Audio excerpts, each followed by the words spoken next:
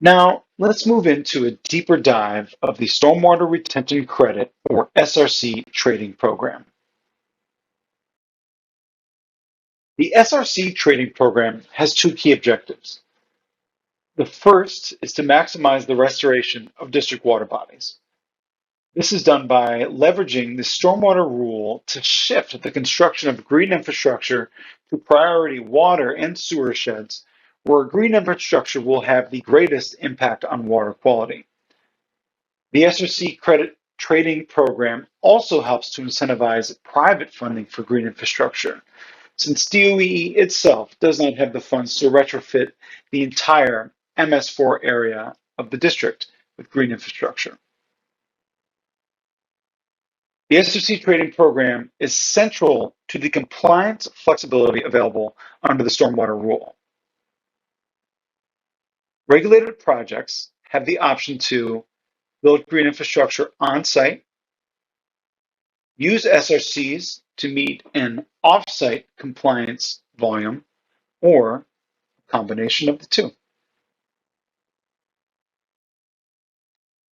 In order to understand the market through which SRCs are generated, purchased, and used, you need to understand the drivers of supply and demand.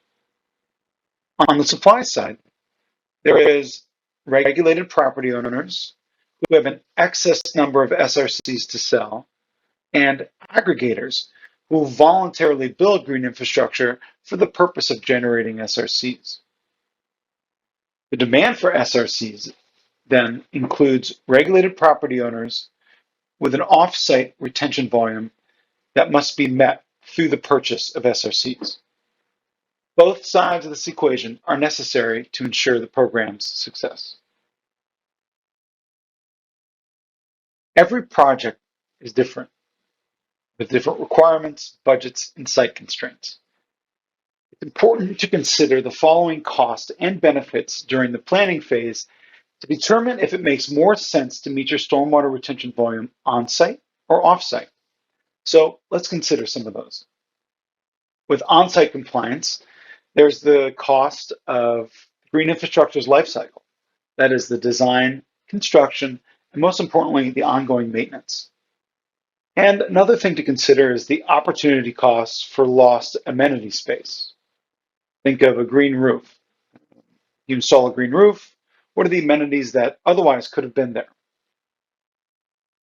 Then in terms of off-site compliance, there's the cost. It's a monetary cost to purchase SRCs, and it's an ongoing requirement for the life of your project. Now, there's also benefits.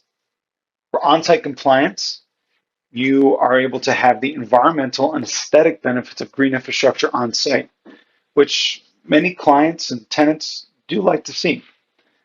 Also, through on-site compliance, there's no need to purchase SRCs on an ongoing basis. For off-site compliance, there are some benefits as well. There's a faster review process as it simplifies your project and also results in fewer fees. This also yields increased space for amenities. And finally, there's little or no maintenance responsibility for green infrastructure on site, which leads to time saved from looking for and also hiring a maintenance provider. There's no right answer. And as you know, it depends on the project and what makes sense for you and your team.